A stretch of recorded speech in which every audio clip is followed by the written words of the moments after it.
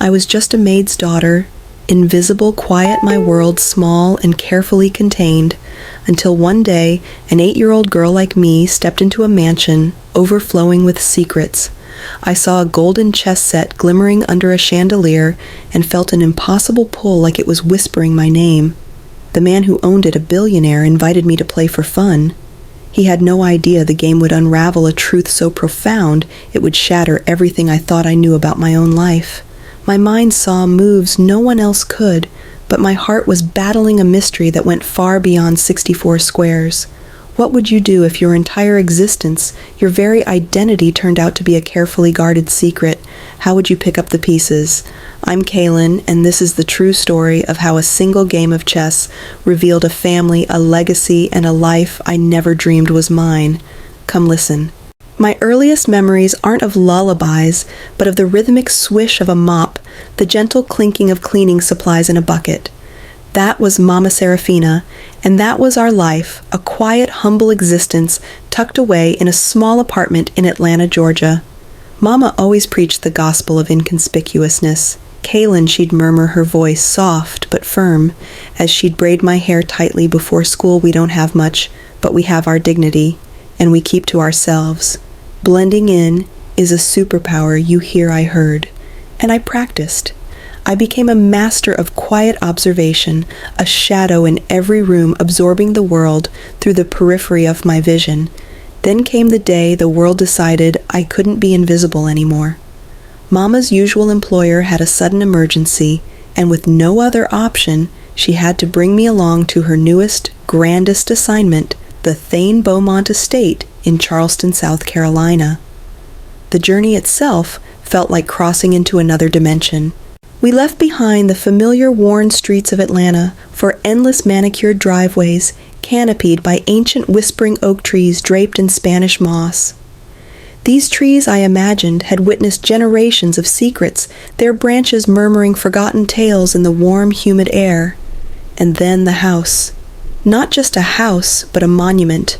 A sprawling antebellum mansion, its white columns reaching for the sky like silent, imposing sentinels. Its windows, hundreds of them, glinted in the afternoon sun, reflecting the world outside with an indifferent, almost knowing gaze. It dwarfed anything I had ever seen, felt alive with a grandeur that both intimidated and fascinated me.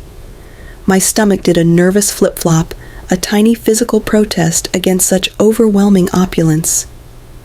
I remember pressing my nose against the cool glass of Mama's sedan, my breath fogging the pain, trying to etch every detail into my memory, afraid I'd forget the sheer scale of it all. It wasn't just big, it was a breathing, living entity of privilege and history. Mama, usually a picture of calm, was a bundle of taut nerves. Her hands gripped the steering wheel so tight her knuckles were white. "Remember, Kaylin," she'd whispered, her voice a thin thread of warning. "Stay quiet. Don't touch anything. Be invisible. My superpower," I reminded myself. But as we stepped onto the cool, polished marble of the entryway, the silence of the house felt louder than any noise too vast, too grand for invisibility. Inside the mansion was a labyrinth of hushed hallways and rooms overflowing with treasures. Crystal chandeliers cascaded from soaring ceilings, catching the light and scattering it into dazzling rainbows on the walls. Oil paintings, portraits of stern-faced ancestors, and sweeping landscapes seemed to watch my every move with knowing, ancient eyes. The air smelled faintly of lemon polish and old money. I trailed behind Mama, her cleaning cart, a gentle rumble against the profound quiet, my head swiveling, trying to absorb every detail. I was a tiny, wide-eyed satellite in orbit around a giant, dazzling planet. Then we entered the library. And that's where the world as I knew it shattered and reformed. It wasn't just a room, it was a sanctuary, floor-to-ceiling shelves groaning under the weight of countless stories, of centuries of accumulated wisdom. But in the very center, bathed in a shaft of golden sunlight, from a tall, arched window sat it, the chess set. My breath caught in my throat, a tiny, involuntary gasp that seemed to echo in the vast silence. This wasn't the chipped plastic set from my school's worn-out recess box. These pieces, they gleamed, sculpted from what looked like pure gold and deep, lustrous onyx. The white pieces shimmered, reflecting the sunlight like captured starlight. The black ones absorbed it deep and mysterious, hinting at hidden depths. The board itself was a mosaic of polished marble, each square a tiny perfect mirror reflecting the grandeur around it. I stopped dead. My heart, usually so quiet, hammered against my ribs like a trapped bird. It wasn't just beautiful, it was compelling, magnetic, as if it hummed a silent song only I could hear. The king stood tall, regal, a silent sentinel of power, the queen elegant and formidable beside him. The knights with their intricately carved horse heads seemed poised to leap into an unseen battle. Even the humble pawns lined up in front held a quiet dignity, a collective purpose. My teacher had briefly shown us the pieces, how they moved, but I'd never truly played. Yet looking at them now, I felt an inexplicable pull, a sense of recognition, a startling familiarity. It was as if I had known this my entire life. Wow, I breathed the word, a soft, reverent whisper, forgetting Mama's cardinal rule, be quiet. The sound, small as it was, seemed to bounce off the high ceilings, magnifying my transgression. Panic fluttered in my chest. I knew I had messed up. Mama's voice, sharp with worry, cut through the air, her face a mask of mortification. "Kaylin, come here right now. Sit at that small table and do your homework. Don't touch anything." I scurried to the designated spot, my math book open to a page of multiplication problems. But my eyes, they wouldn't obey. They kept drifting back, drawn like a moth to a flame to the chessboard. It was a magnet pulling at something deep within me, something I didn't even know existed until that precise sunlit moment. The pieces seemed to whisper not just of a game, but of a language, a secret code, just waiting to be deciphered. My world, once a quiet, predictable pond, became a churning ocean. After that first encounter with Thane Beaumont's chessboard, everything shifted. School lessons, the droning of Mrs. Gable, the endless rows of multiplication, they blurred into a dull hum in the background. My mind, usually drifting through quiet observations of dust motes dancing in sunbeams, or the intricate patterns on my shoelaces, was now a kaleidoscope of 64 squares. Every waking moment, and even in my dreams, the pieces danced. Not randomly, but with a silent, intricate logic moving in patterns. I instinctively understood whispering strategic possibilities that unfolded in vibrant, almost tangible clarity. The king, regal and vulnerable. The queen, sweeping and powerful. The knights with their surprising L-shaped leaps, they all lived inside my head now, a constant, beautiful symphony. "You like chess?" Kaylin Thane's voice, a low, resonant rumble, had startled me so badly the day before my pencil had clattered across the polished floor. This time I was ready. He was waiting for me in the library, the morning sunlight illuminating dust motes dancing like tiny spirits around the golden chess set. "Yes, sir," I answered, my voice small but steady. "A lot." He smiled, a gentle, almost hesitant curve of his lips that warmed his stormy blue eyes. "Good. Let's play." Our sessions deepened quickly. He moved beyond the basic rules, introducing me to openings, to pins and forks, to the intricate dance of attacking and defending. But it wasn't just learning, it was recognition. Each new concept didn't feel like fresh information. It felt like he was merely vocalizing something I already intuitively understood, like a forgotten language suddenly remembered. My mind didn't just process the information, it absorbed it, synthesized it, twisting and turning the possibilities at an astonishing rate. I could see the pieces not just where they were, but where they could be in 3, 4, even 5 moves. It was like watching a movie of the future unfold in my head, predicting the next scenes, the climaxes, the inevitable conclusions. Thane, usually so reserved, became visibly animated during our games. His eyebrows would raise, a small gasp would escape his lips when I'd execute a complex combination he hadn't anticipated. "How did you see that, Kaylin?" he'd ask, his voice tinged with genuine awe. Most players your age, most players any age, would miss that trap. I'd just shrug, a quiet, involuntary gesture. It just makes sense, like the pieces are whispering what they want to do. One afternoon, during a particularly challenging endgame, Thane leaned back in his leather chair, a thoughtful, almost wistful expression on his face. He watched me carefully, his gaze gentle but probing. "Kaylin," he began, his voice softer than usual, "when you play, what do you see? What do you feel?" I hesitated, searching for the right words to describe the swirling kaleidoscope in my mind. It's like the board comes alive. The pieces aren't just wood and metal, they have energy. And I can see the lines they want to move on like invisible paths. My mind just tries to find the best path, the fastest way to get them where they need to go. I paused, then added, "It's like watching a movie, sir. I can see the whole story of the game before it even happens." He nodded slowly, a profound, unreadable emotion flickering in his eyes. "A movie. That's a wonderful way to put it." There was a sadness in his gaze, too, a deep melancholy that I couldn't quite decipher, but which resonated with something equally quiet inside me. It felt like he was looking not just at me, but through me, into a distant, perhaps painful memory.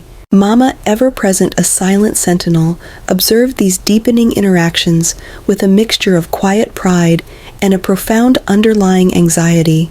I'd catch her watching us from the doorway, her hands often clasped tightly, a flicker of something close to fear in her eyes.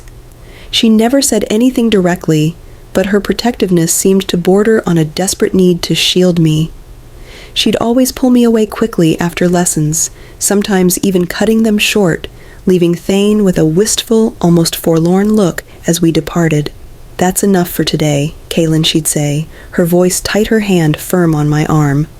"Mr. Beaumont is a busy man." One breezy afternoon, while Mama was meticulously polishing the antique furniture in the sunroom, I found myself drawn away from my usual quiet reading corner.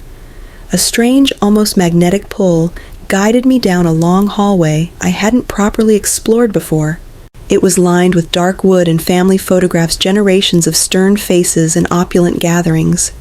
My curiosity, usually subdued, bubbled to the surface. I paused at one particular frame, a silver-edged photograph sitting on a small, ornate table. It showed a younger Thane smiling, his arms slung around the shoulders of another man. This man had a shock of silver hair, much like Thane's now, and a gentle smile that seemed to radiate warmth. But it was his eyes that held me. A striking shade of gray, almost blue in the light, they seemed to shimmer with a quiet kindness. And inexplicably, startlingly, they felt familiar, uncomfortably familiar. Like looking into a mirror but seeing someone else. An unplaceable sense of recognition, a subtle unease stirred deep within me. It was a fleeting, unsettling moment, a quiet tremor that hinted at a truth waiting to be uncovered, a shadow stretching from the past. The image of the man in that faded photograph became a persistent hum in my mind, a tune I couldn't quite place, but one that resonated deep in my bones. His eyes, those striking gray eyes, were the ones that haunted me most. They felt uncannily like my own, staring back from the mirror every morning, yet they belonged to a stranger, a ghost from Thane's past. This visual connection sparked something new within me, a burgeoning curiosity about my own lineage, a father I'd never known. It wasn't a loud, demanding question, but a quiet, insistent whisper that grew louder with each passing day. School offered little distraction. My friend Briar, with her boundless energy and bright curiosity, noticed my subtle shift. Kaylin, she'd chirped one recess, swinging so high her feet nearly touched the sky. "You're even quieter than usual. What's up?"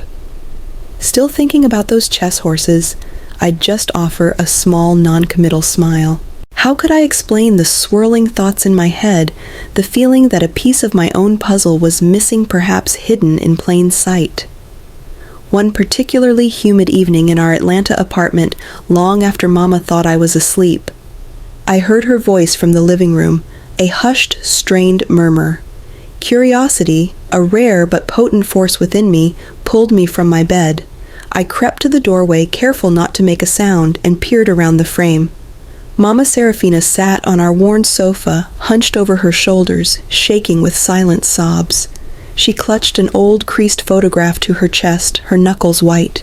It's too much, Eleanor," she whispered into the phone, her voice thick with emotion, barely audible.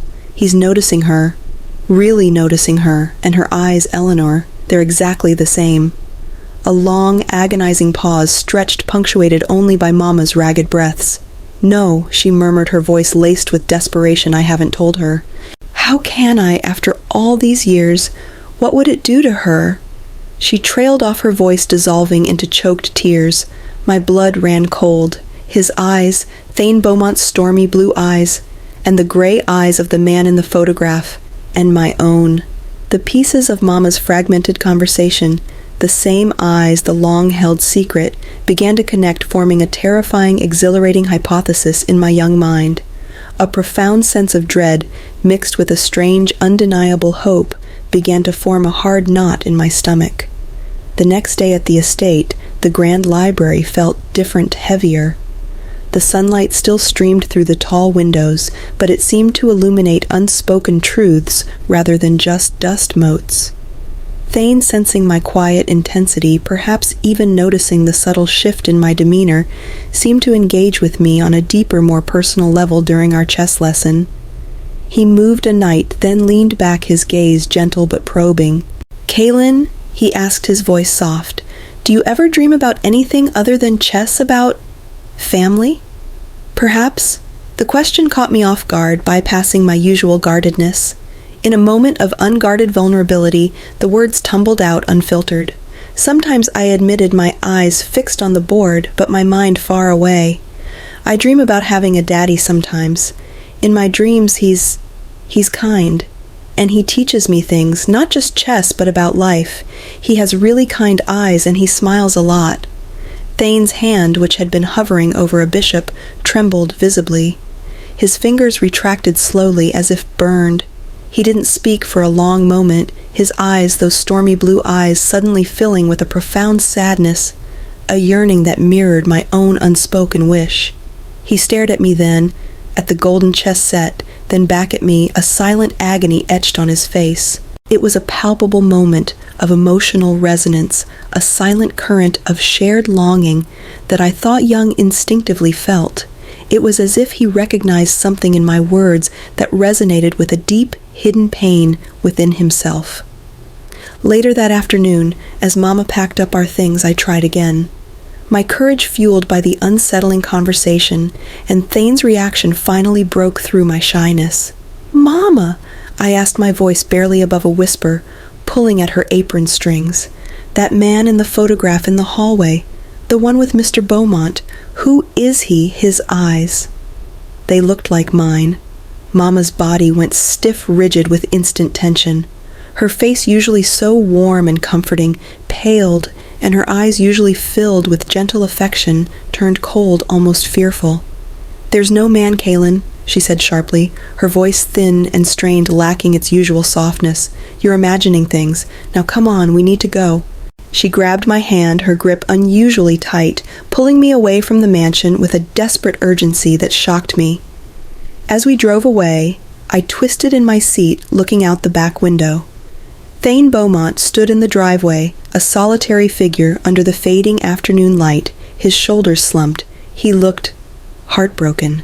Mama's harsh words echoed in my ears. "There's no man, Kaylin. You're imagining things." But I wasn't imagining it. I had seen him. And as the mansion receded into the distance, a profound sense of confusion settled over me, mixed with a chilling certainty that a significant, life-altering secret lay just beneath the surface, waiting to be discovered. And for the first time, I felt not just curiosity, but a deep, quiet ache of betrayal. After that unsettling drive home, with Mama's strained silence and the phantom image of the man in the photograph burning in my mind, the chessboard became my only refuge. My chess abilities didn't just improve, they exploded. It felt like my brain had unlocked a secret room filled with connections and calculations I hadn't known were there. My wins against Thane became more frequent, more decisive. He'd stare at the board, a deep furrow in his brow, his usually calm demeanor replaced by a look of bewildered respect. Kaylin, he'd muse one afternoon, leaning back defeated, as I cornered his king with an elegant rook move. "You don't just play the game. You understand its soul.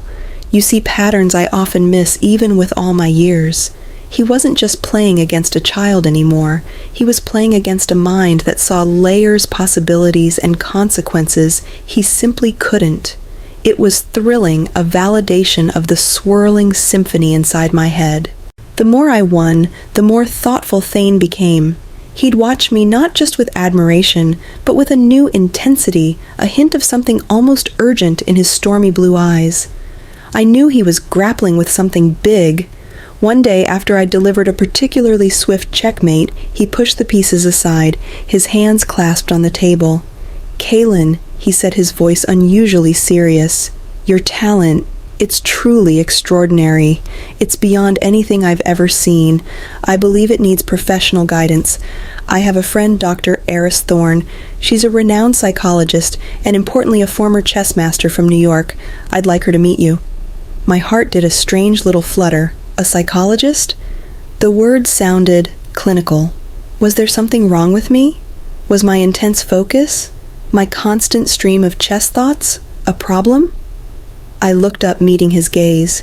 He seemed to read the question in my eyes. "It's not because something's wrong, sweetheart," he reassured me gently, his voice soft. "Quite the opposite. It's about understanding your unique gift, Kaylin, about nurturing it, making sure you have every opportunity to explore it fully. Dr. Thorne can help us understand how your mind works, how to best support you." His words were kind, but there was an underlying current of determination, a subtle insistence that I knew meant this was important to him. He needed this not just for me, but for something else. Just then, Mama walked in, her arms laden with fresh linens, her usual soft hum silenced by the conversation. Thane turned to her, his voice firm but respectful. "Maria, I've been speaking with Kaylin. I'd like Dr. Eris Thorne to meet her to assess her chess abilities." Mama's body stiffened, the linens nearly slipping from her arms. Her face, usually so composed, went pale, her eyes widening with that familiar, profound fear. "No, Mr. Beaumont," she said sharply, her voice tight, a protective edge I'd rarely heard before. "Kaylin is fine. She doesn't need a psychologist." The way she said the word, it tasted like danger, like a threat. "Maria," Thane said, his voice calm, cutting through her rising panic, "this isn't about Kaylin being unwell. This is about her extraordinary gift. Dr. Thorne can help us understand. It help us provide the right environment for her. Think of it as a consultation, nothing more. A way to give Kaylin every advantage." He looked from Mama to me, a silent plea in his eyes, urging her to understand.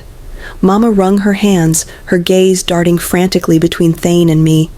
The air in the room grew thick, heavy with unspoken words, a palpable tension. She wanted to protect me, I knew, but from what the chess or something else, I looked at her, my eyes pleading. I wanted to meet Dr. Thorne.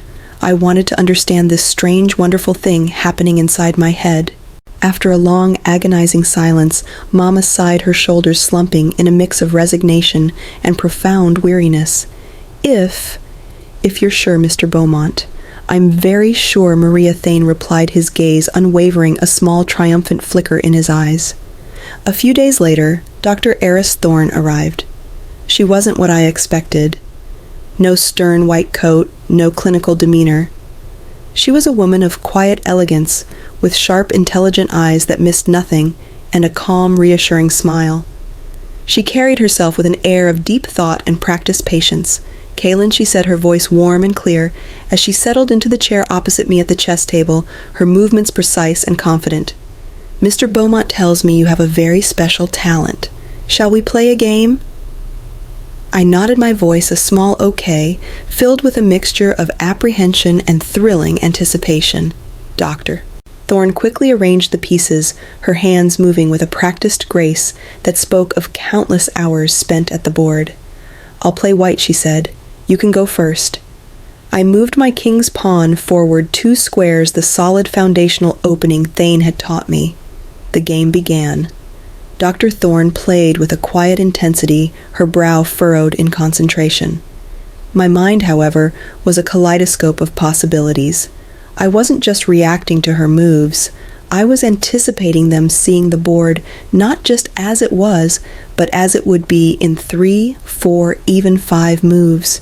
It was like looking at a complex machine, understanding its gears and levers, knowing exactly where each part would land. I felt a surge of exhilaration, a quiet hum of power as I executed a series of moves, a combination I'd seen unfold in my mind's eye with perfect clarity. 10 moves later, Dr. Thorne paused. Her hand, which had been hovering over a knight, dropped to the table. Her eyes widened almost imperceptibly, but enough for me to notice. I saw it then, the moment of realization in her intelligent gaze. She had seen it too, the inevitable trap, the checkmate I had meticulously set up. A thrill, quiet but potent, ran through me. Checkmate. I whispered almost apologetically, the word hanging in the air, a definitive declaration in the hushed library. Dr. Thorne stared at the board for a full minute without speaking, her face a mixture of shock and profound awe. Then she looked at me, her intelligent eyes wide with wonder, a slow, genuine smile spreading across her lips. "That's...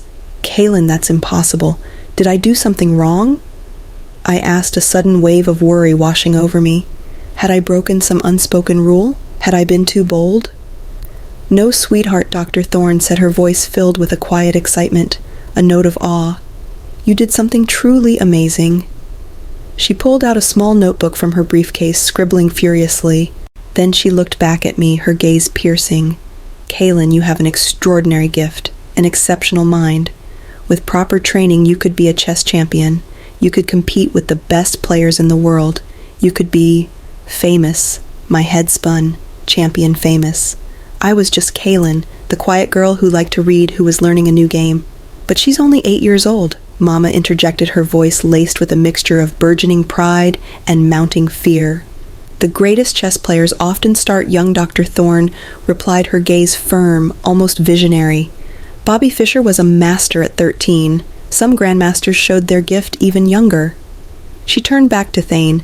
"Harrison, this isn't just a child who's good at chess. This is a phenomenon. We need to act quickly." I felt a strange mix of excitement and unease. I didn't fully grasp the implications of what they were saying, but it sounded monumental, world-changing. My quiet, carefully constructed world was about to be turned upside down, and for the first time, I wasn't sure if I was ready for it or for the secrets that might come tumbling out with the spotlight. The words child genius and world champion hung in the air, glittering with promise for Thane and Dr. Thorne, but for Mama Serafina they were cloaked in a chilling dread. The prospect of me, her quiet, carefully protected Kaylin, being thrust into the public eye, threw her into a silent, emotional turmoil. I watched her face a storm of conflicting emotions. Her usual softness was replaced by a grim determination, her eyes shadowed with a primal fear. It wasn't just about my safety, I knew. It was a deeper, more profound terror of our hidden past, being unearthed, of the shame and judgment she had carried for years, finally falling upon my young shoulders. "No, Mama," said, her voice tight, barely above a whisper, as Dr. Thorne finished outlining the path to championship. "No, Thane. Kaylin can't.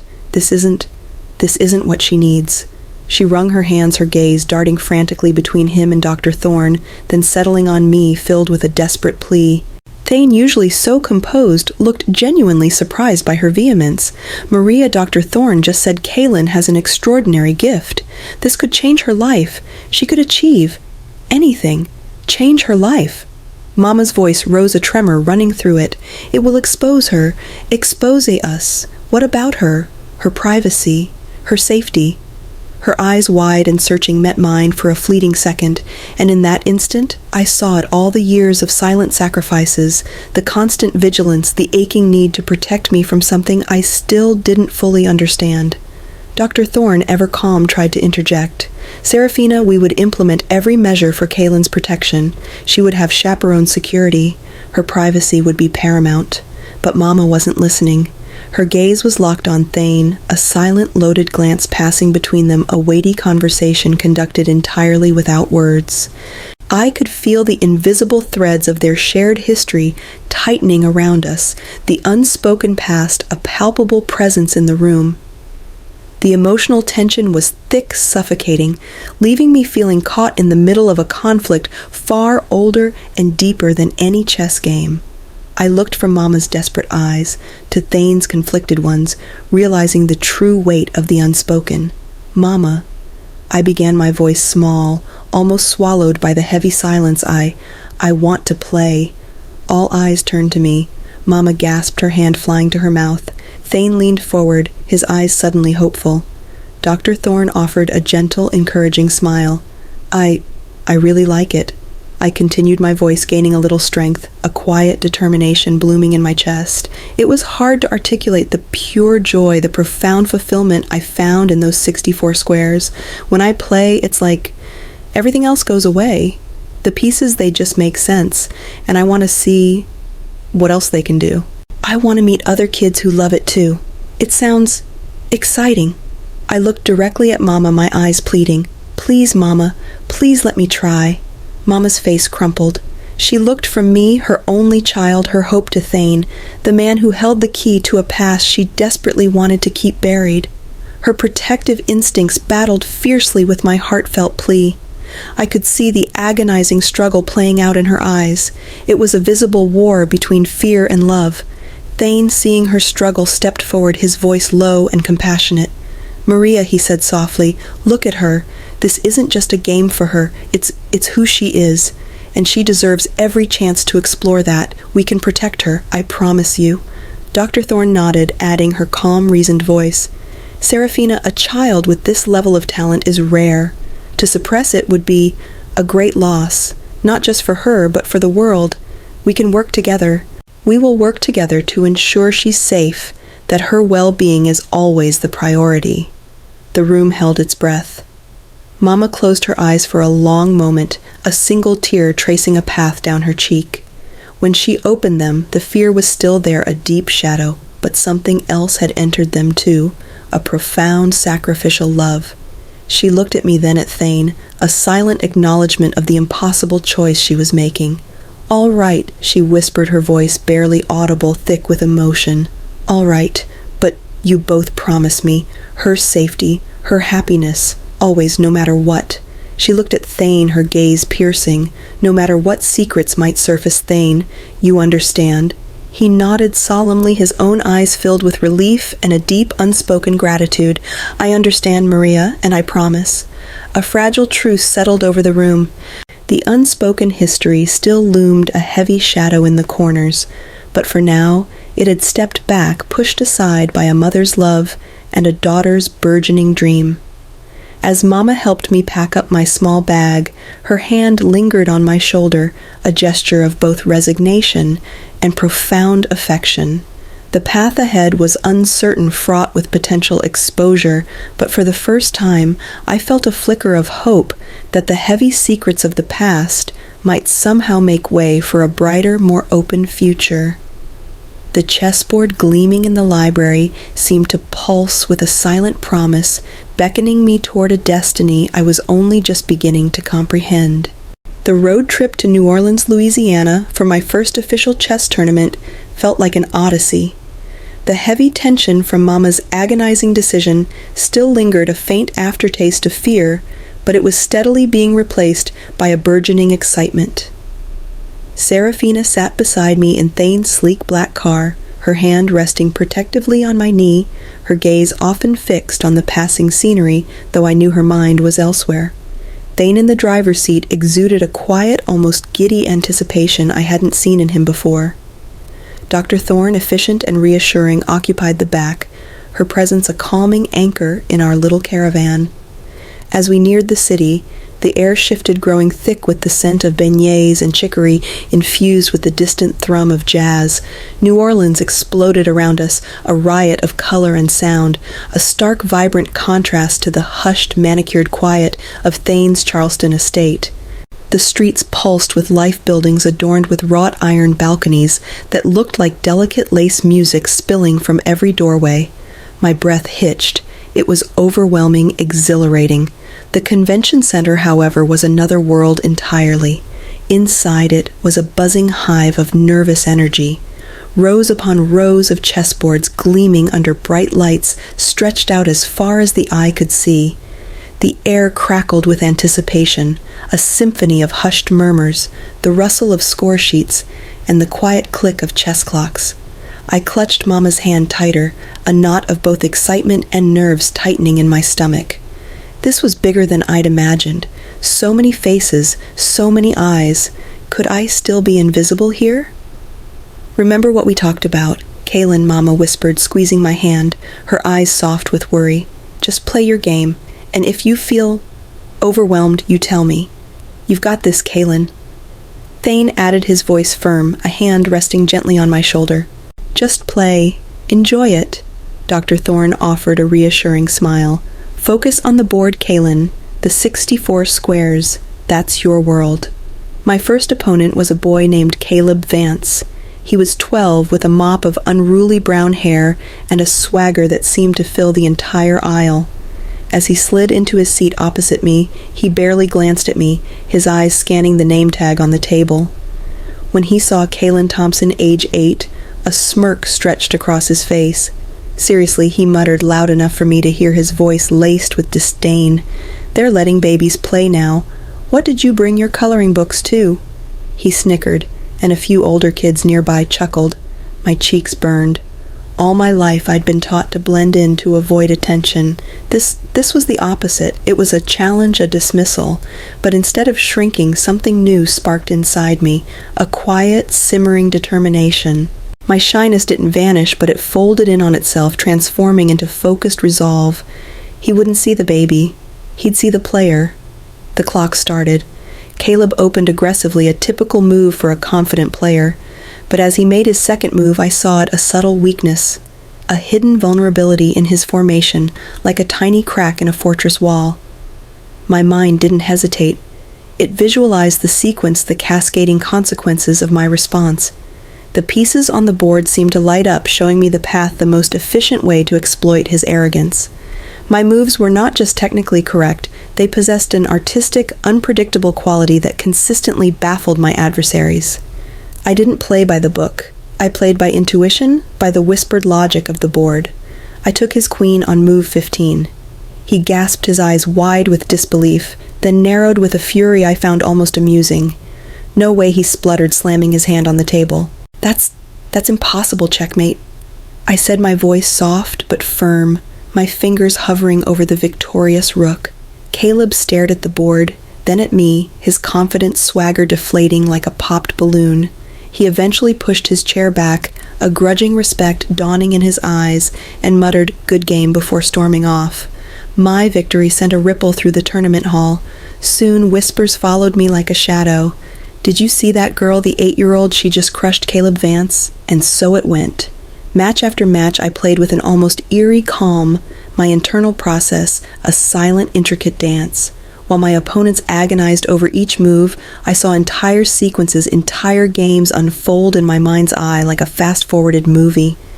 My pieces didn't just move, they danced across the board with a purposeful grace and unpredictable rhythm that left my opponents baffled and defeated. I moved through the preliminary rounds like a force of nature, systematically defeating every opponent, many of them years older and far more experienced. The 8-year-old prodigy quickly became the talk of the tournament, then the talk of the local media. News crews started to appear, their bright lights and buzzing cameras turning me into a nascent celebrity, a strange new sensation. Mama watched all of this unfold with a complex mixture of emotions. I'd catch her beaming proudly from the sidelines when I won, her eyes shining. But then, as the cameras flashed and reporters crowded around, a familiar shadow of renewed anxiety would cross her face. She'd fidget with her hands, her gaze darting nervously as if expecting some long-buried secret to leap out from the bright lights. Thane, on the other hand, seemed to grow taller, his shoulders broader. He'd nod, his gaze filled with a quiet elation, a profound sense of responsibility blooming within him. He was witnessing something truly special, something he had brought into the light, and his pride was almost palpable, even amidst the swirling uncertainty that still shadowed our new public life. The final rounds loomed, and with them, the unspoken promise of an even brighter or perhaps more dangerously exposed future. The night before the tournament finals, The city of New Orleans hummed with a different kind of energy, a vibrant, almost frenetic anticipation. But in our luxurious hotel suite, the air was thick with a heavy, oppressive quiet. News of the 8-year-old prodigy had exploded, fueled by my rapid ascent through the tournament. The pressure, normally an external hum, now vibrated through the very walls, amplifying Serafina's long-held secret. I lay in the enormous, unfamiliar bed in the adjoining room, feigning sleep. My eyes squeezed shut, but my senses acutely aware. I could hear their hushed voices through the thin wall separating us and the rising tide of emotion in Mama's tone. "I can't do this anymore." Thane Serafina's voice was a raw, choked whisper, barely audible, yet it cut through the silence like a knife. Every camera flash, every reporter's question, it feels like a spotlight shining on everything I've tried to bury. A ragged sob tore from her throat. "She's so visible now. They'll start asking questions. Someone will recognize her." Thane's voice, usually so steady, was laced with concern. "Maria, no one knows. We've been so careful. Dr. Thorne has assured us. Serafina's voice rose sharp with desperation. "You don't know what it's like to live with this Thane, to see her every single day with his eyes, and know I've kept it from her. She deserves the truth before someone else tells her." The silence that followed was agonizing, broken only by Serafina's ragged breathing. Then Thane's voice, softer, now filled with a deep regret I'd heard hints of before, but never so openly. "Maria, I know. Believe me, I know. I should have done something years ago. I should have been there for you both." My breath hitched. My eyes were still shut, but a single tear escaped, tracing a hot path down my temple. My eyes, the man in the photograph, Mama's hushed phone calls, my own unspoken longing. It all coalesced in that moment, the fragmented clues, Serafina's anxieties, Thane's quiet intensity, all crashing together into a coherent, albeit painful truth. My world, once neatly compartmentalized, shifted fundamentally, irrevocably. Thane Beaumont wasn't just Mama's employer or my chess teacher. He was my father. A profound shock, a wrenching sadness, and a strange burgeoning sense of belonging warred within me. The deception hurt a sharp, unexpected pain, but underneath it, a tiny seed of hope began to bloom. The next morning, the hotel suite felt heavier, colder. The air was thick with unspoken fears and profound anticipation. Serafina, her eyes red-rimmed and swollen, sat on the edge of the sofa, her hands clasped so tightly her knuckles were white. Thane sat opposite her, his shoulders slumped, his gaze fixed on the floor. I walked in from my room, feeling strangely calm, a quiet resolve settling over me. The truth, once so terrifying, was now a known entity. Serafina looked up, her eyes meeting mine, and in them I saw pure, unadulterated pain. "Kaylin," she whispered, her voice barely audible, we need to talk." She looked at Thane, a silent plea for support. Thane nodded, pushing himself up and kneeling before me, his face etched with regret. He took my small hands in his touch gentle. "Kaylin," he said, his voice thick with emotion, "your mother and I, we have something very important to tell you, something we should have told you a long time ago." He paused, gathering himself, his stormy blue eyes filled with a tenderness that made my throat ache. I am your father, Kaylin." The words, though already known, still landed with the weight of a stone. A fresh wave of tears welled in my eyes, but I didn't cry out. I just stared at him, this man who had taught me the language of the board, who had seen something special in me, and who was all this time my own flesh and blood. "I know this is a shock," Thane continued, his voice laced with deep remorse, "and I am so incredibly sorry. Sorry for not being there. Sorry for the years we lost. It was a mistake, a terrible, selfish mistake on my part, and I regret it more than anything." He looked up at Serafina, then back at me. "Your mother, she protected you. She has always loved you fiercely, and I was a coward. But I've always wanted to be your father, Kaylin, more than anything in the world." Serafina, tears streaming down her face, reached out and gently stroked my hair. "I did what I thought was best, baby," she choked out, her voice raw. "To keep you safe, to spare you the judgment. It was never because I didn't love you or because your father didn't. I looked from Mama, her face a mask of sorrow and love, to Thane kneeling before me, his face a landscape of regret and yearning. The hurt was there, sharp and immediate, for the deception, for the years of wondering for the secret that had shadowed Mama's life. But beneath it, a burgeoning sense of belonging swelled in my chest. A family. Broken, yes, but now perhaps whole. I pulled my hands from Thane's, and for a moment panic flickered in his eyes. Then slowly, deliberately, I reached out and put my arms around Mama's neck, hugging her tight. "It's okay, Mama," I whispered, my voice shaky but firm. "It's okay." Then I looked at Thane still kneeling. I reached out and he hesitated for a fraction of a second, then enveloped me in a powerful, gentle embrace. It felt right, secure, like finding the missing piece of a puzzle I hadn't known I was solving. Pulling back, I looked at them both, my voice still small but filled with a newfound conviction. I want to be Kaylin Thompson," I said, looking at Mama, affirming my pride in her strength, her struggles, her unwavering love. "But I want to be Kaylin Beaumont too." It was a spontaneous decision, a way to honor them both, to bridge the past and the present. Serafina gasped, a mix of relief and profound emotion washing over her face. Thane's eyes welled up, and he nodded, unable to speak, a single tear tracing a path down his cheek. The revelation, once a suffocating burden, now acted as a powerful emotional catharsis, forging a new honest bond between the three of us. The air in the room, once thick with tension, now hummed with a fragile but undeniable sense of hope and connection.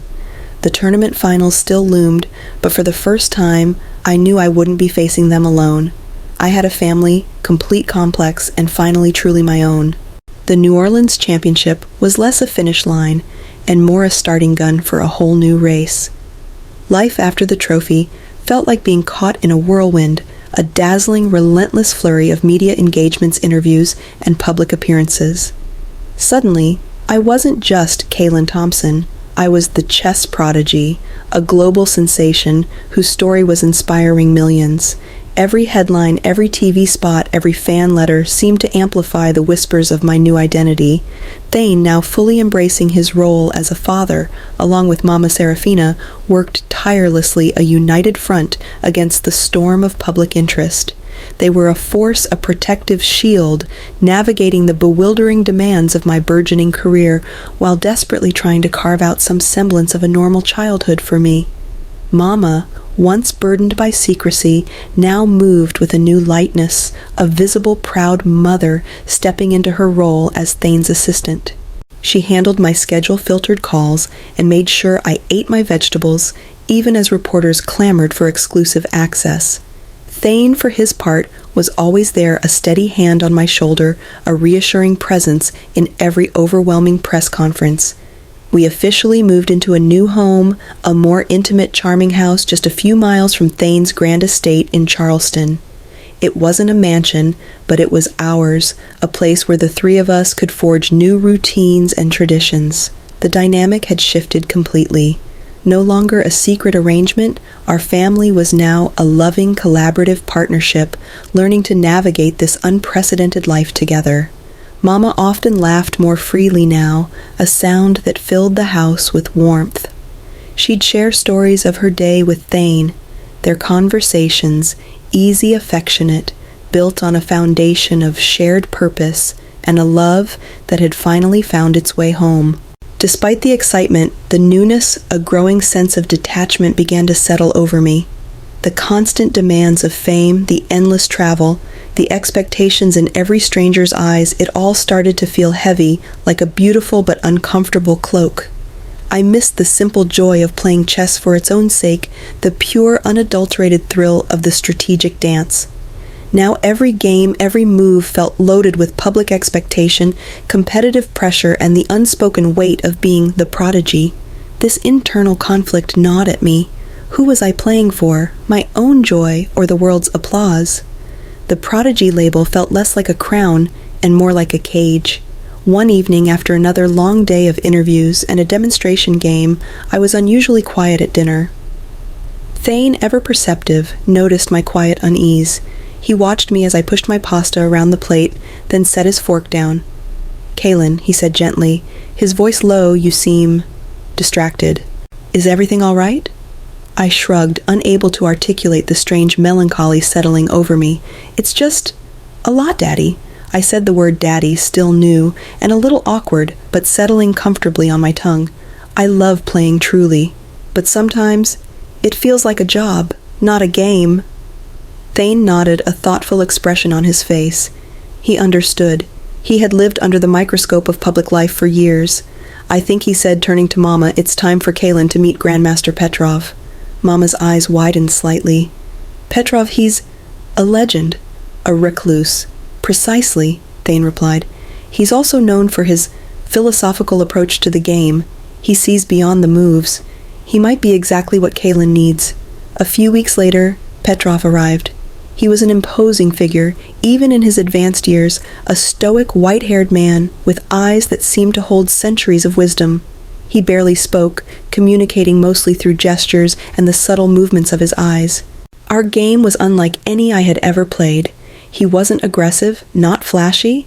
He simply moved, with an unyielding, relentless logic that felt like a force of nature. He didn't just beat me. He dismantled my game piece by piece with an elegant, almost brutal simplicity. It was a humbling defeat, a stark reminder that even a prodigy has much to learn. I watched my king fall, a strange sense of peace washing over me. After the game, the room was silent. Petrov stared at the board for a long moment, then slowly looked at me, his gaze piercing, yet gentle. "You do not need teaching," he said, his voice a gravelly rumble, his first extended words to me. "You need playing. Play with joy, not pressure." He paused, his eyes softening. "The board is a canvas, not a battlefield. Paint your own masterpiece, child, for yourself, not for the applause." His words resonated deeply, striking a chord that vibrated through my very being. They weren't about tactics or openings. They were about the heart of the game, the soul of it. They ignited a new vision in me for how I wanted to engage with chess and the world. This encounter was a profound turning point, inspiring me to find a new purpose beyond just winning beyond the labels and the expectations. I didn't want to be just a champion. I wanted to be an artist, a philosopher, a guide. Petrov's wisdom had cleared the fog, and suddenly the path ahead, though still challenging, felt brighter, clearer, and utterly authentically my own. The New Orleans Championship was less a finish line and more a starting gun for a whole new race. Life after the trophy felt like being caught in a whirlwind, a dazzling, relentless flurry of media engagements, interviews, and public appearances. Suddenly, I wasn't just Kaylin Thompson. I was the chess prodigy, a global sensation whose story was inspiring millions. Every headline, every TV spot, every fan letter seemed to amplify the whispers of my new identity. Thane, now fully embracing his role as a father along with Mama Serafina, worked tirelessly, a united front against the storm of public interest. They were a force, a protective shield, navigating the bewildering demands of my burgeoning career while desperately trying to carve out some semblance of a normal childhood for me. Mama, once burdened by secrecy, now moved with a new lightness, a visible, proud mother stepping into her role as Thane's assistant. She handled my schedule-filtered calls and made sure I ate my vegetables, even as reporters clamored for exclusive access. Thane, for his part, was always there, a steady hand on my shoulder, a reassuring presence in every overwhelming press conference. We officially moved into a new home, a more intimate, charming house, just a few miles from Thane's grand estate in Charleston. It wasn't a mansion, but it was ours, a place where the three of us could forge new routines and traditions. The dynamic had shifted completely. No longer a secret arrangement, our family was now a loving, collaborative partnership, learning to navigate this unprecedented life together. Mama often laughed more freely now, a sound that filled the house with warmth. She'd share stories of her day with Thane, their conversations easy, affectionate, built on a foundation of shared purpose and a love that had finally found its way home. Despite the excitement, the newness, a growing sense of detachment began to settle over me. The constant demands of fame, the endless travel, the expectations in every stranger's eyes, it all started to feel heavy, like a beautiful but uncomfortable cloak. I missed the simple joy of playing chess for its own sake, the pure, unadulterated thrill of the strategic dance. Now every game, every move felt loaded with public expectation, competitive pressure, and the unspoken weight of being the prodigy. This internal conflict gnawed at me. Who was I playing for, my own joy or the world's applause? The prodigy label felt less like a crown and more like a cage. One evening, after another long day of interviews and a demonstration game, I was unusually quiet at dinner. Thane, ever perceptive, noticed my quiet unease. He watched me as I pushed my pasta around the plate, then set his fork down. "Kaylin," he said gently, his voice low, "you seem distracted." "Is everything all right?" I shrugged, unable to articulate the strange melancholy settling over me. "It's just a lot, Daddy." I said the word Daddy, still new and a little awkward, but settling comfortably on my tongue. I love playing truly, but sometimes it feels like a job, not a game. Thane nodded, a thoughtful expression on his face. He understood. He had lived under the microscope of public life for years. "I think," he said, turning to Mama, "it's time for Kaylin to meet Grandmaster Petrov." Mama's eyes widened slightly. "Petrov, he's a legend, a recluse." "Precisely," Thane replied. "He's also known for his philosophical approach to the game. He sees beyond the moves. He might be exactly what Kaylin needs." A few weeks later, Petrov arrived. He was an imposing figure even in his advanced years, a stoic, white-haired man with eyes that seemed to hold centuries of wisdom. He barely spoke, communicating mostly through gestures and the subtle movements of his eyes. Our game was unlike any I had ever played. He wasn't aggressive, not flashy. He simply moved, with an unyielding, relentless logic that felt like a force of nature. He didn't just beat me, he dismantled my game piece by piece with an elegant, almost brutal simplicity. It was a humbling defeat, a stark reminder that even a prodigy has much to learn. I watched my king fall, a strange sense of peace washing over me. After the game, the room was silent. Petrov stared at the board for a long moment, then slowly looked at me, his gaze piercing, yet gentle. "You do not need teaching," he said, his voice a gravelly rumble, his first extended words to me. "You need playing. Play with joy, not pressure." He paused, his eyes softening. "The board is a canvas, not a battlefield. Paint your own masterpiece, child, for yourself, not for the applause." His words resonated deeply, striking a chord that vibrated through my very being. They weren't about tactics or openings, they were about the heart of the game, the soul of it. They ignited a new vision in me for how I wanted to engage with chess and the world. This encounter was a profound turning point, inspiring me to find a new purpose beyond just winning beyond the labels and the expectations. I didn't want to be just a champion. I wanted to be an artist, a philosopher, a guide. Petrov's wisdom had cleared the fog, and suddenly the path ahead, though still challenging, felt brighter, clearer, and utterly authentically my own. Petrov's words had been a key unlocking a door I hadn't known was there. Play with joy, not pressure. They echoed in my mind a profound, liberating truth that resonated more deeply than any championship title. I felt a renewed sense of purpose, a quiet conviction that this extraordinary gift, this internal symphony of 64 squares, could be something more than just a personal triumph. It could be a bridge. The day after Petrov's visit, I sat my parents down in the sun-drenched living room of our Charleston home. The atmosphere was different now, open and honest, a far cry from the tense silences that once defined our lives. "I've been thinking," I began, my voice steady, though my heart was fluttering with the magnitude of what I was about to say, "about what Grandmaster Petrov said, about chess, about joy." Thane leaned forward, his gaze, attentive, clearly sensing the shift in my spirit. "What about it, Kaylin?" he asked, a gentle encouragement in his tone. "I want to keep playing," I explained, meeting his eyes, then Mama's, "but not just for winning, not for the cameras. I want to play because I love it, And I want to help other kids find that joy too. The way you helped me, Daddy. I turned to Mama. The way you always told me to find my own way, Mama. My voice gained strength with each word. I want to use my platform, my name, to make chess accessible, to share it, to show kids that it's more than just a game. It's about thinking, about problem solving, about believing in yourself.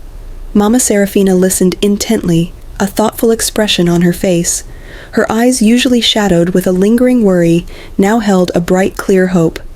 "That's a beautiful idea, Kaylin," she said softly, reaching out to squeeze my hand. "It truly is." Thane, always the man of action, saw the practical vision. "Make chess accessible, you say, to others." His eyes lit up with enthusiasm. A non-profit, a foundation. We could call it the 64 Squares Foundation, a place where every child, no matter their background, can discover the magic of the game. And so the foundational discussion began. It was a flurry of ideas, a dynamic collaboration. Thane, with his vast resources and business acumen, immediately committed to funding the non-profit, envisioning a wide-reaching initiative. Mama, with her exceptional organizational skills and newfound confidence, took on a key operational role, her meticulous planning bringing structure to Thane's grand visions.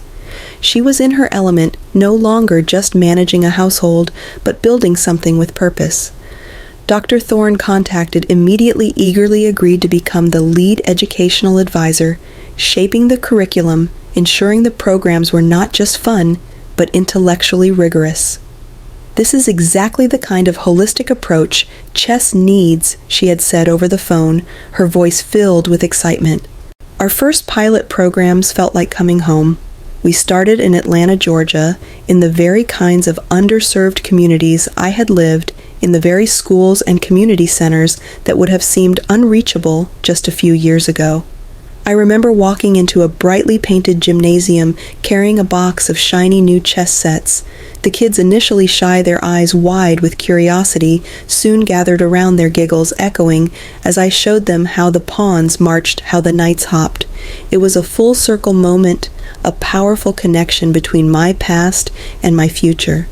I saw myself in their eager faces, in their hesitant questions, in the pure, unburdened wonder in their eyes. I took on the role of the Foundation's young ambassador. I traveled not to compete for trophies, but to inspire. My personal story, woven with the magic of the game, captivated audiences. I spoke to crowded school auditoriums, my voice, once so small, now filled with an infectious enthusiasm that drew children in. I demonstrated moves, told anecdotes about the pieces, and emphasized that chess wasn't just about winning, but about learning to think, to plan, to recover from mistakes, to persevere. Every game teaches you something, I'd tell them, my eyes shining. And every game is an adventure. You just have to be brave enough to start. The foundation began to gain traction, a ripple effect spreading across the country. Other schools and community organizations heard about our success, reaching out with requests for programs. One afternoon, while I was helping set up a new chess club at a local community center, a familiar voice called out, "Kaylin, is that really you?" It was Briar, my childhood friend from Atlanta, her infectious grin as wide as ever. She'd heard about the foundation through a news article and had sought us out. "This is incredible," she exclaimed, her eyes sparkling as she watched me teach a group of excited kindergartners. "I always knew you were smart, but this is amazing. It's a lot more fun than just winning," I told her honestly. Briar, with her boundless energy and genuine empathy, jumped right in as a volunteer. She was a natural at connecting with the kids, her humor and easygoing nature, making new club members feel instantly welcome. She helped organize outreach events, recruit more volunteers, and even started a small newsletter for the foundation. Having her by my side, someone who truly understood me, who knew my history, yet embraced my new purpose, made the journey even more meaningful. The chapter closed with a sense of burgeoning success. The 64 Squares Foundation, born from a grandmaster's wisdom and a family's rediscovered love, was thriving. My impact extended far beyond the chessboard now.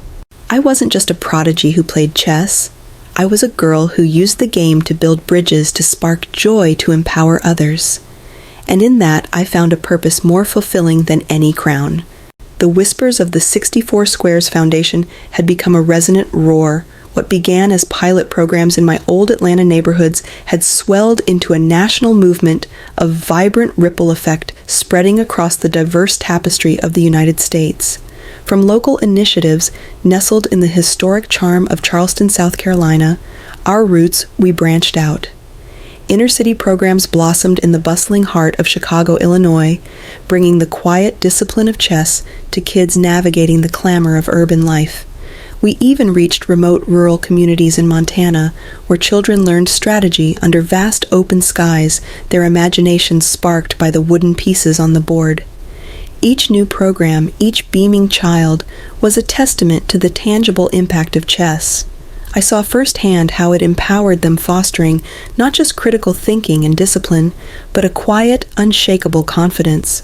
One timid girl in Chicago, who barely spoke above a whisper, blossomed into a confident player, her voice gaining strength as she called out her checkmates. A restless boy in Montana, prone to outbursts, learned patience and focus, his restless energy channeled into intricate calculations. Chess wasn't just a game for them, it was a tool, a language that unlocked hidden potential. I became more than just a prodigy. I was a leading voice for chess education, a living embodiment of the Foundation's mission. My public appearances were no longer the overwhelming gauntlets of competitive interviews, but curated platforms for inspiration. I gave speeches my voice clear and passionate, sharing my story not as a tale of triumph, but as a journey of discovery. I led interactive chess clinics, my hands guiding small, eager fingers across the board, teaching simple tactics and complex strategies with equal enthusiasm. It's about possibilities, I'd tell them, my eyes shining. Every piece, every move opens up a world of possibilities, just like in life. My fame, once a heavy cloak, became a powerful leverage. I learned to use it strategically, just like on the board. I leveraged my name, my story, to secure incredible partnerships. I remember the day I walked into the gleaming modern offices of a major toy company in New York. The executives, initially skeptical, listened with polite interest. But as I spoke not about my wins, but about the transformative power of chess for underserved youth, their expressions shifted. I showed them videos of kids in our programs, their faces alight with concentration and joy. By the end of the meeting, the CEO, a formidable woman with a keen business mind, was nodding slowly. "Miss Thompson," she said, her voice filled with admiration, "your vision is compelling. We're in." The result? A massive donation of thousands of chess sets nationwide, putting the game into the hands of children who could only dream of owning one. My path diverged sharply from the high-stakes professional chess world, the grandmaster circuit that once seemed my inevitable destiny. I rarely competed in traditional cutthroat tournaments. Instead, I participated in select, meaningful events, exhibition matches against former champions, charity games, or events specifically designed to inspire young players. These appearances served to maintain my skill, keeping my mind sharp and my visibility reinforcing my message that chess was for everyone, not just the elite. I didn't need the pressure of winning titles to prove my worth. I found my worth in the impact I could make. Through it all, my personal life blossomed. I balanced my demanding schedule with attending school, excelling in subjects that complemented my work with the foundation, like psychology and nonprofit management. My relationship with Mama Serafina and Daddy Thane continued to evolve, deepening with every shared triumph and challenge. Mama, now fully confident and proud, flourished in her role as the Foundation's chief operating officer. The shadows of past fears had finally lifted, replaced by a radiant self-assurance. She was not just a mother, but a formidable professional, respected and admired by everyone. Thane, too, found deeper fulfillment in his philanthropic work with me. He often spoke of it as his most meaningful legacy, more profound than any business empire he had built. Watching him, seeing the joy on his face as he interacted with the children, solidified my understanding of his long-held desire to be a father. And then there was Briar, my childhood friend, my confidant. She was more than just a volunteer now. She was the heart of our community outreach. Her boundless energy and genuine connection with people were invaluable. We'd grab coffee after long days dissecting the successes and challenges, laughing over funny anecdotes from the chess clubs. Who would have thought she'd tease, nudging me playfully? The quiet kid from Atlanta would be teaching the world to play chess. Who would have thought I'd reply smiling? The quiet kid would have such an amazing best friend to do it with her. Evenings in our Charleston home became sacred. After the calls ended and the emails were sent, we'd gather in the living room, often just the three of us, sometimes with Dr. Thorne or Breyer joining in. The golden and onyx chess set, the one that started it all, held pride of place. But we didn't play by strict tournament rules. We played family chess, a whimsical version with our own evolving rules, silly house rules, and endless laughter. Thane might try to move his rook diagonally just to make Mama playfully scold him. Mama might allow her knight to jump twice just to make me roll my eyes in mock exasperation. It was chaotic, often illogical by competitive standards, but it was ours. It symbolized our unique, strong, and joyful bond, a family built on shared love, unwavering support, and the beautiful, unpredictable game that brought us all together. In those moments, with the soft glow of the lamps on the chessboard and the warmth of their presence surrounding me, I knew I had found my truest victory. Years spun into a tapestry of purpose and fulfillment. The little girl who once hid behind her mother's skirts, who saw secrets in shimmering chess pieces, had blossomed into a confident young woman. Kaylin Thompson Beaumont, as I now proudly sign my name, continued to lead the 64 Squares Foundation, solidifying its status as a national force in educational outreach. I'd pursued higher education, earning a degree in educational psychology, my academic insights further refining the Foundation's methodology. Understanding how children learned how their minds developed allowed us to craft programs that weren't just about chess, but about empowering young lives. My impact on the chess world wasn't etched in championship trophies, but in the countless smiles of children, in the quiet concentration etched on their faces, in the proud glint in their eyes as they learned their first checkmate. I wasn't a solitary champion. I was a catalyst for a more inclusive, joyful approach to the game. My story, once sensational news, had become a quiet legend inspiring millions. Many young players from inner-city schools to remote reservation communities who might never have otherwise touched a chess piece now embrace the game, their futures subtly reshaped by the 64 Squares.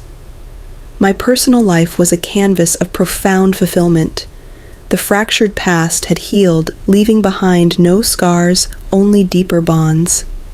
My relationship with Mama Serafina was a testament to enduring love and forgiveness.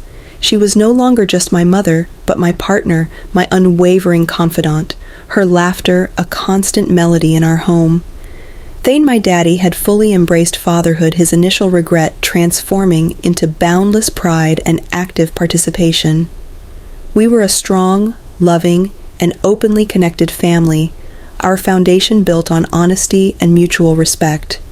I had found my true home not in a grand mansion, nor in any geographical place, but in the comforting embrace of the people I loved and the profound purpose I served. The narrative of my life, once driven by innate genius, now resonated with a deeper truth. Genius wasn't just about what you were born with, but what you cultivated, a passion ignited, a purpose pursued. The power of family, once a complicated mystery, was now the very bedrock of my existence, unwavering and unconditional. And the importance of choosing my own path despite external expectations had guided every significant decision, leading me to a happiness far richer than any glory. My unique way of seeing the world through the lens of chess had evolved into a philosophy for life-valuing strategy, yes, but also patience, compassion, and the profound beauty of human connection. One crisp autumn afternoon, years after my championship win, I stood in a bustling community center gymnasium in my hometown of Charleston. The air buzzed with excited chatter, the gentle click-clack of plastic pieces on wooden boards. Children ranging from eager 5-year-olds to thoughtful teenagers were immersed in games, their brows furrowed in concentration, their giggles erupting after a clever move. Mama Serafina was patiently explaining a tricky endgame to a group of beginners, her eyes sparkling with warmth.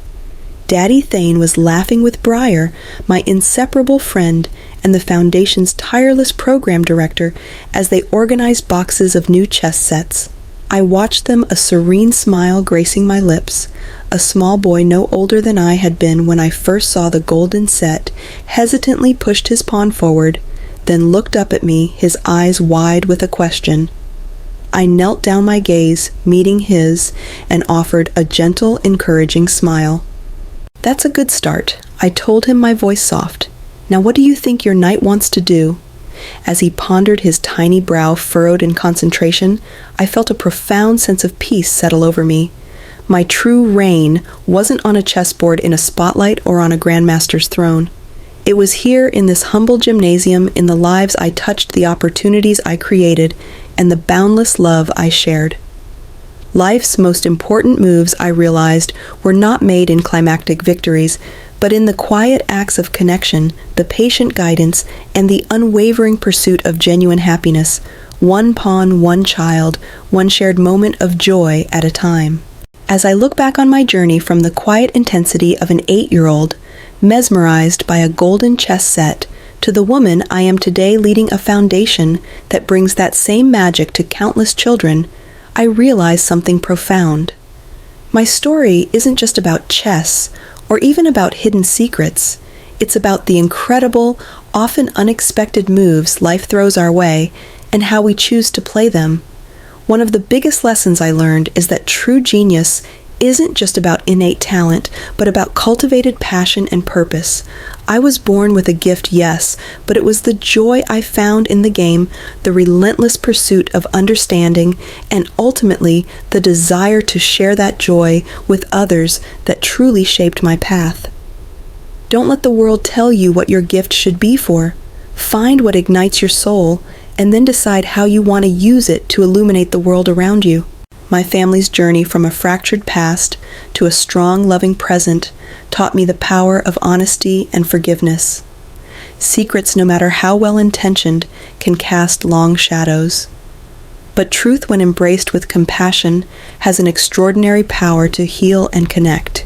It wasn't easy, but choosing to confront our past allowed us to build a future far richer and more authentic than any of us could have imagined. Remember, the strongest bonds are often forged in vulnerability, not in perfection. And perhaps the most crucial lesson, the importance of choosing your own path, even when it diverges from external expectations. Everyone expected me to become a grandmaster, to chase titles and fame, and for a while, that pressure felt immense. But Petrov, my stoic mentor, reminded me, play with joy, not pressure. That simple sentence changed everything. It allowed me to redefine success, to find fulfillment not in personal accolades, but in the ripple effect of sharing, teaching, and inspiring.